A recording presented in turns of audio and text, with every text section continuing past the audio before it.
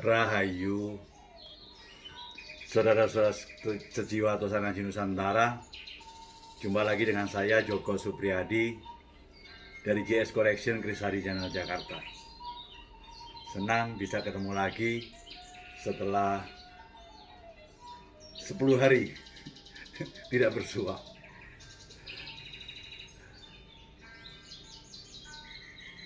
Terlalu sibuk saya di hari-hari saya di dalam mengurusi galeri, sehingga disibukkan dengan banyaknya barang yang masuk, sehingga hampir sulit untuk menemukan satu waktu untuk bertemu dengan saudara-saudara sejiwa, karena harus setting ulang rangka, benerin yang nggak bener, bilah yang parah juga harus dicuci, sehingga semuanya membutuhkan sesuatu waktu yang banyak sekali. Karena kalau saya untuk men-setting sebuah keris itu kadang-kadang butuh waktu sejam sampai 2 jam untuk berbilahnya. Kalau memang masalahnya besar sih jadi agak lama. Untuk itu, bagi yang pengen hanya sekedar memahami ini keris dapur apa, pamornya apa, tangguhnya mana, silahkan berkunjung ke website kami www.jscollectionkrisadi.com. Di situ tersedia 2.500-an unit pusaka yang bisa Anda lihat satu persatu, sehingga banyak cara kita untuk belajar tentang Tosana Haji. Namun sebelum kita lupa, ada satu yang lebih baku di antara kita. Mari kita mulai dengan saling mendoakan di antara kita. Semoga segala yang terindah dan terbaik terlimpah untuk kita semua. Amin. Mari kita tinggalkan kesibukan sejenak. Kita bisa curi waktu di antara kesibukan itu. Akhirnya kita babar tayangan ke-89, yaitu tentang kisah perjalanan Empu Supoanom yang sangat melegenda. Sekaligus kita nanti akan review keris nomor 5120. Ketika kita bicara tentang kisah perjalanan Empu Supoanom, rasanya kita tidak bisa mengelak dari sebuah sejarah. Makanya sebelum membabar tentang review pusokonya, mari kita sedikit cuplik tentang sejarah. Namun ada sesuatu hal yang mendasar tentang sejarah kita, dan itu masalah besar. Sejarah kita sangat minim tentang dokumentasi,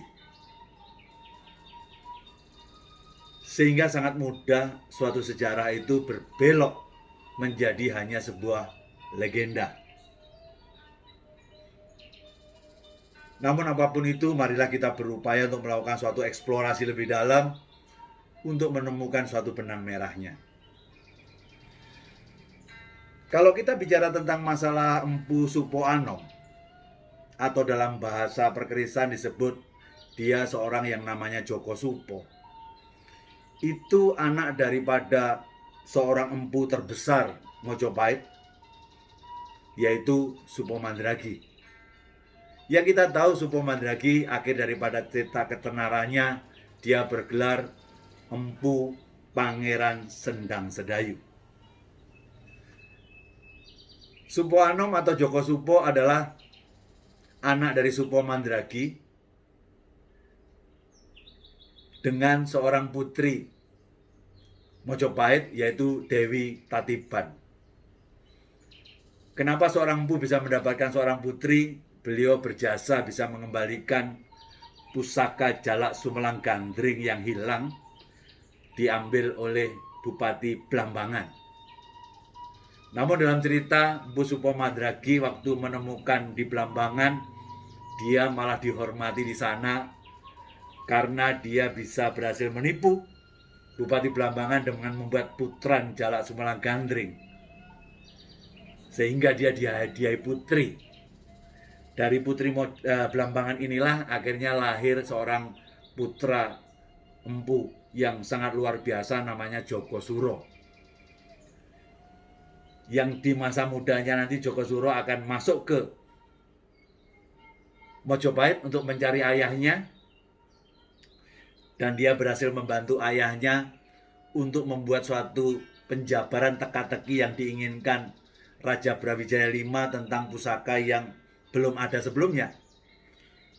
Sehingga melalui besi sisa dari ayahnya waktu masih ada di Blambangan, dia berhasil membuat suatu keris dapur Sangkelat. Itu versi pertama Sangkelat siapa yang membuat. Namun pada tayangan sebelum-sebelumnya kita sudah bahas itu. Saya tidak percaya Sangkelat berasal dari Mojopahit, karena kalau Anda paham tentang realitas sejarah dan fakta perkerisan, banyak Sangkelat bertangguh Singosari, bahkan Kediri, dan itu lebih tua dari Mojopahit. Mari kita skip di situ, balik lagi ke cerita. Jadi kalau bisa dibilang Supo Anom itu jauh lebih muda daripada Joko Suro. Joko Supo lebih muda karena apa? Istri pertama Supo Mandragi adalah Putri Blambangan pada saat dia dalam pencarian mencari pusaka Jalak Sumelang Gandring. Namun justru mendapatkan Putri Mojopahit setelah berhasil menemukan itu, dia dihadiahi putri Dewi Tatiban tadi, sehingga melahirkan Joko Supo atau dikenal dengan Supo Anom. Berarti kisah cerita tentang Supo Mandragi itu ada di era Mojopahit akhir. Sebelum kita melihat tentang yang namanya Supo Anom atau Joko Supo tadi, mari kita melihat kunci waktu yang menurut saya ada prasastinya. Sehingga di situ untuk bisa memberikan suatu penalaah. Karena bicara tentang masalah sejarah, jangan lupa nalar kita harus dipakai untuk mengambil benang merahnya. Di dalam sejarah era Brawijaya V itu adalah ada pada tahun 1413 sampai dengan 1478. Dan itulah titik akhir daripada Mojopahit. 1478 Masehi atau dalam Saka tahun 1400 atau dalam bahasa Jawanya Sirno Ilang Kertaning Bumi. Jadi range waktu Masehi 1413 sampai 1478, mari kita kunci. Jangan sampai lepas di situ. Yang kedua, kunci waktu kedua adalah kalau kita bicara tentang era peralihan dari Mojopahit ke Demak, kita pasti ingat yang kita sebut dengan Raden Mas Said, yang pada akhirnya menjadi seorang wali yang sangat tersohor, yaitu Sunan Kalijogo. Raden Mas Said sendiri dilahirkan pada tahun 1450. Berarti di era pertengahannya Brawijaya V tadi. Berarti bisa kita ambil kesimpulan pada saat lahirnya Sunan Kalijogo, pada saat itu pada posisi jaya-jayanya seorang Supo Mandragi.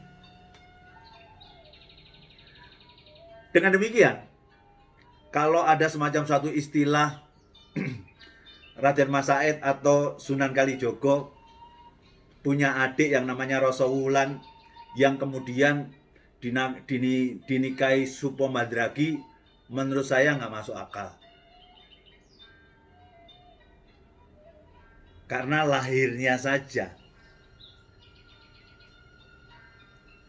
itu sudah tahun 1450. Masa ada orang dewasa menikahi bayi lahir?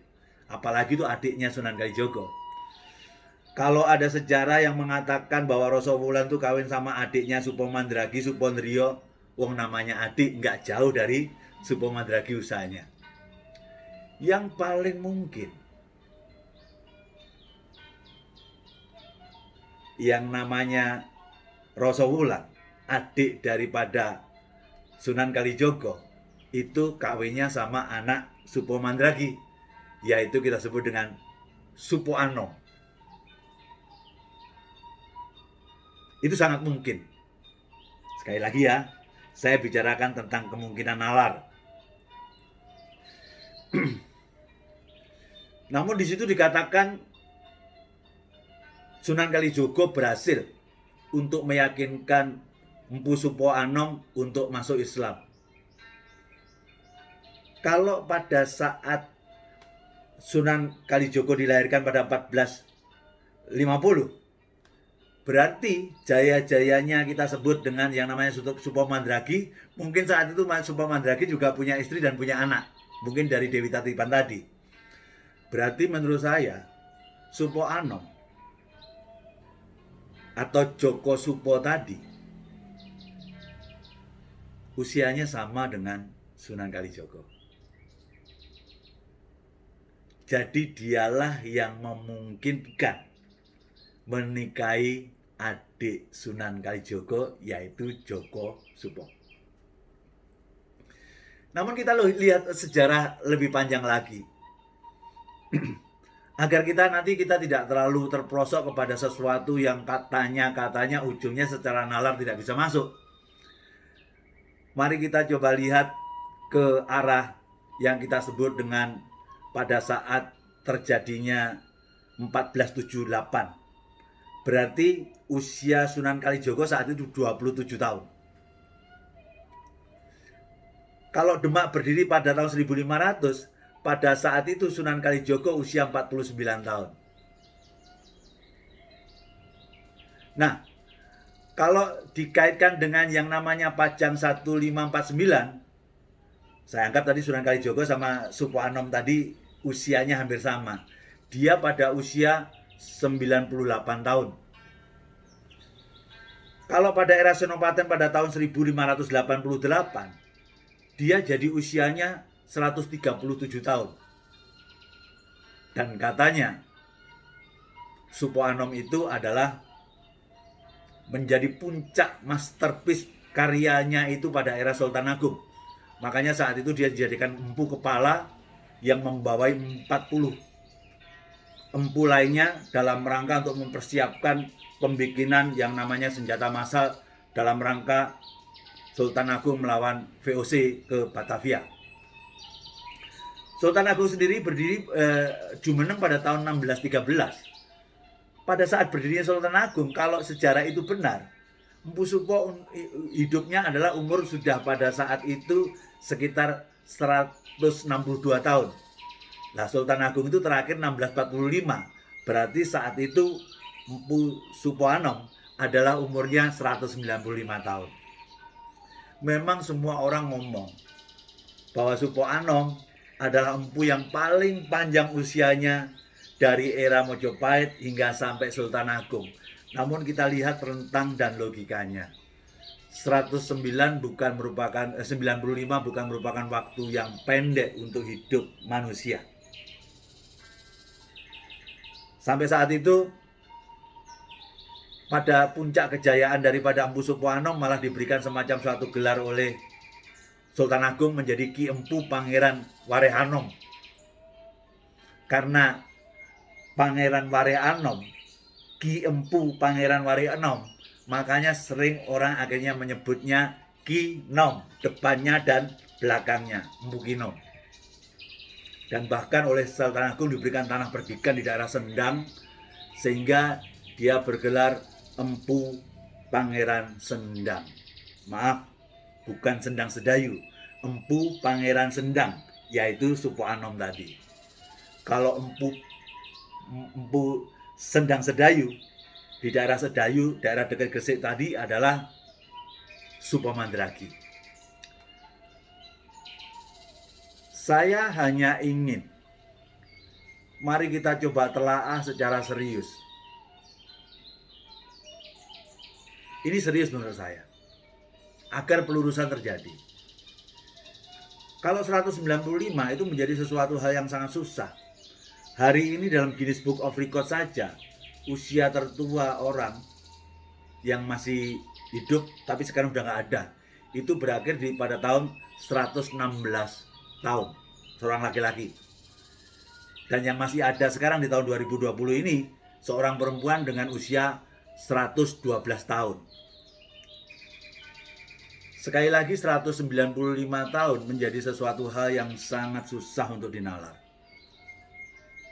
Akhirnya saya memikirkan, jangan-jangan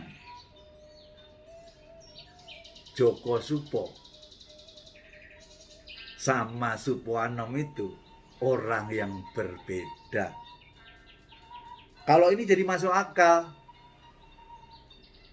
Joko Supo anaknya Supo Mandragi kawin karena seusia dengan yang namanya adiknya Sunan Kalijogo, sehingga Supoanom itu adalah anaknya Joko Supo yang skip oleh sejarah, akhirnya yang membingungkan kita.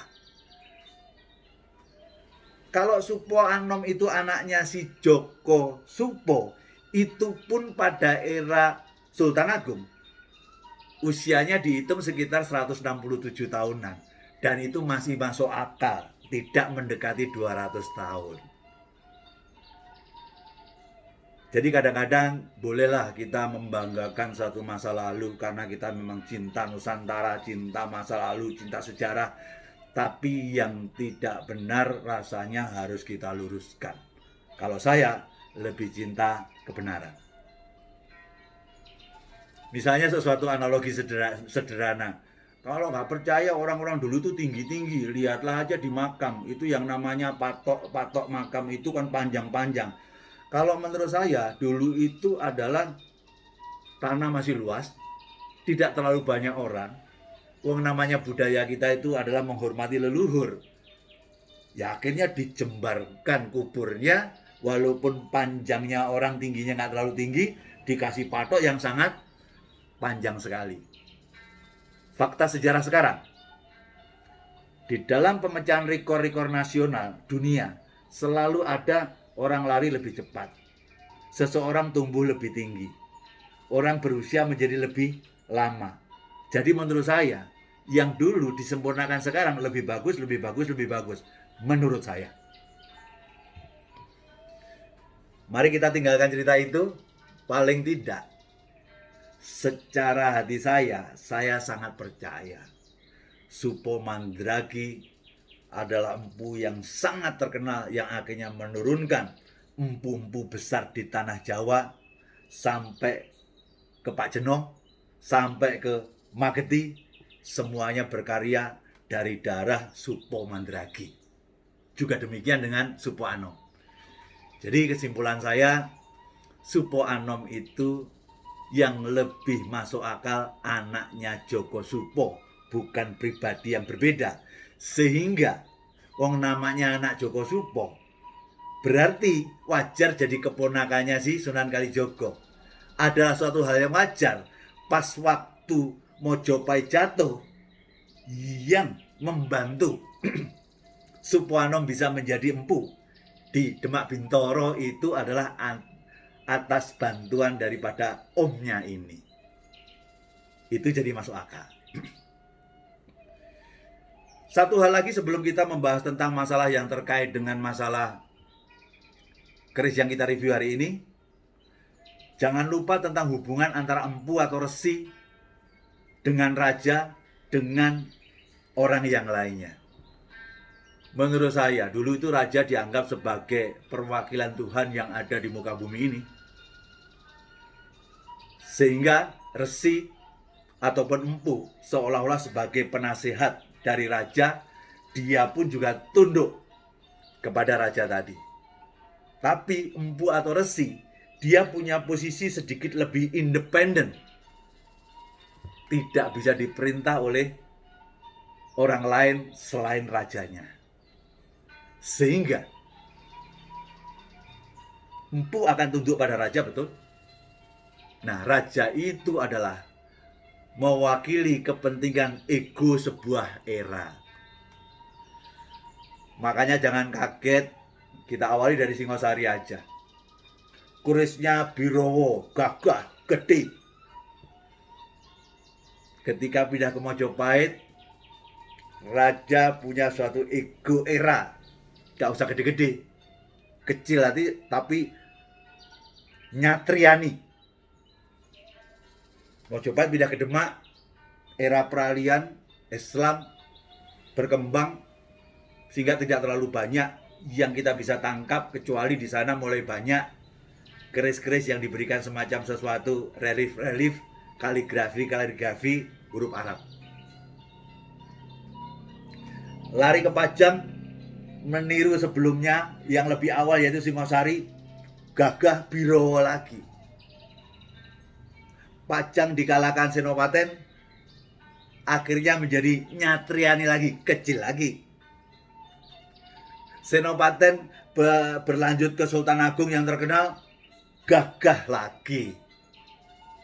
Dan akhirnya 1755 VOC bisa menguasai Mataram, sehingga Mataram dipecah jadi dua antara Solo dan Jogja. Dan dia punya ego era yang berbeda juga. Ketika Solo memilih ego eranya lebih ke arah keris besar-besar seperti Singosari, Jogjanya memilih yang berlawanan. Kenapa harus beda? Itulah ego. Jadi saya sering mengatakan ego kita harus kikis. Tapi jangan lupa, ego juga yang membantu kita untuk bisa menangguh sebuah keris. Kalau begitu, mari kita langsung review keris nomor 5120. Keris ini adalah keris Lo 13. Keris ini adalah Lo 13 tapi menggunakan lambe gajahnya 2. Berarti Parung Sari karena ada sogoannya 2. Pamor dalam istilah yang seperti ini adalah pamor ceprat-ceprit versi sekarang. Ada sekelompok orang mengatakan pamor ceprit. Namun sejatinya tidak ada kaidah pamor ceprat-ceprit atau ceprit itu sendiri. Ini barangkali sebelumnya perdaringan kebak, oleh karena usia banyak pamor yang copot, akhirnya membentuk ceprat-ceprit yang seperti ini. Ini memang yang namanya waktu yang akan mengalahkan segalanya. Semuanya akan dikalahkan oleh waktu. Parung Sari namun panjangnya sekitar 36. Lah kita bicara tentang masalah tangguh. Kalau saya nangguhnya ini 36. Saya nangguhnya Mataram Senopati. Kalau kita lihat dari sisi ricikannya, keris ini bergeger sapi, dari bawah sampai atas bergeger sapi. Sudah gitu, kembang kacangnya ini jatuh ke bawah hampir mendekati dari gonjol. Sudah begitu, kita bicara sogoannya, sogoan yang sangat besar sekali. Sudah sogoan relatif besar terhadap bilah yang cuma sebegini, pesinya ini kalau ditarik, ini juga besar dan lurus. Kalau pesi Mataram itu adalah besar, meruncing, agak mengecil di bawah. Kalau dilihat, ditambah lagi dengan pamornya yang sangat pandes dan banyak akodiatnya, seolah-olah kita melihat ini ciri-ciri keris Pajang. Namun ketika kita melihat ego era, lah ini kok cuma 36. Padahal Pajang saat itu adalah Birowo, gagah, besar-besar, panjang-panjang. Itulah dasar kenapa saya menangguhnya Mataram Senopati. Namun melihat gaya khasnya tidak terlalu panjang, pamorannya dan uletan pamorannya, ini sepertinya di perkerisan orang menyebutnya tidak hanya taguhnya Mataram Senopati, namun empunya pun juga tangguh, Empu Kino. Jadi Empu Kinom adalah empu yang sangat luar biasa, empu yang punya sesuatu usia yang sangat panjang. Masterpiece-nya dia adalah dibuat di era Sultan Agung. Kalau nggak hebat, dia nggak mungkin akan jadi empu kepala. Yang hebat dibuat oleh dia adalah babaran untuk Sunan Kalijogo, Kanjeng Kiai Carubuk, sekaligus juga Sangkelat juga. Bahkan banyak orang mengagumi sabuk intennya Kinom. Marilah kita coba lihat secara filosofi. Setelah kita pahami tentang dasar daripada itu semua filosofinya, Parung Sari. Parung itu adalah lembah, sari itu anggap aja bunga. Jadi ini memberikan semacam satu kisah dapur. Ini filosofinya adalah sari anggap aja kesejahteraan atau kemakmuran. Kita diingat oleh empu, kemakmuran itu datang oleh sebuah kesusahan, yaitu harus dia memasuki sebuah lembah itu. Kalau lagu sekarang, berakit-rakit ke hulu, bersenang-senang kemudian. Jadi Parung Sari itu adalah memberikan suatu filosofi untuk mendapatkan semacam suatu kesejahteraan, namun untuk mencapainya harus membutuhkan semacam suatu mau membayar harganya. Namun ini juga masuk dalam suatu Luk 13, berarti ada komponen Luk perlindungannya. Semoga Tuhan senantiasa melindungi tuannya dalam rangka meraih sesuatu kemakmuran, namun kita harus berani membayar harganya. Kalau ini ceprit tapi expert daringan kebak, tentunya secara filosofi tidak lain bukan adalah kecukupan, kesejahteraan, dan kemakmurannya. Demikianlah tayangan dari saya untuk memberikan sesuatu obat rasa kangen ketika kita sudah hampir 10 hari tidak ketemu. Semoga ini mampu memberikan sesuatu hal yang berharga dan bermanfaat buat saudara sekalian.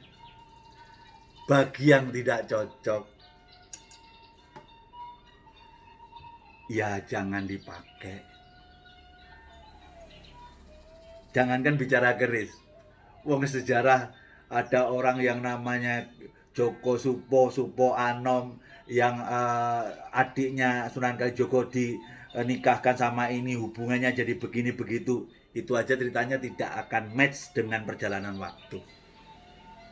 Jadi menurut saya tidak ada salah orang mengungkapkan tangguh. Namanya tangguh masih berbau estimasi. Namun tangguhlah yang deket-deket, yang masih masuk di nalar, sehingga kita akan bisa memberikan semacam sesuatu penangguhan itu lebih akurat. Pasti tidak mungkin, karena yang tahu pasti hanya Tuhan Maha Kuasa sama empu pembikin keris ini. Kita hanya mencoba melakukan suatu penangguhan. Harapan saya, semoga selalu jaya budaya Tosanaji Nusantara kita, dan pastikan budaya ini menjadi tuan rumah di negeri sendiri. Kalau bukan kita, siapa lagi? Kalau tidak sekarang, kapan lagi? Kalau Anda merasa tertarik dengan sebuah pusoko bukan karena pikiran namun hati, itu sudah menunjukkan sebuah peran diri Anda. Karena Anda terlahir di Nusantara, harus mengangkat langit Nusantaranya. Kalau saya tidak mampu mengangkat langit Nusantara yang terlalu banyak, dari ekonomi nggak mampu, dari sisi budaya keseluruhan terlalu besar, biarlah di budaya Tosan Aji aja, disitulah saya ingin kontribusi mengangkat langit Nusantara tempat saya dilahirkan. Dan disitulah saya harus berperan. Rahayu, Rahayu, Rahayu, Sagung Dumadi. Nuwun. Parung Sari, Ceprat-ceprit X Pedaringan Kebak, Tangguh Mataram Senopaten, Tangguh Empu Empu Kinom. Nuwun.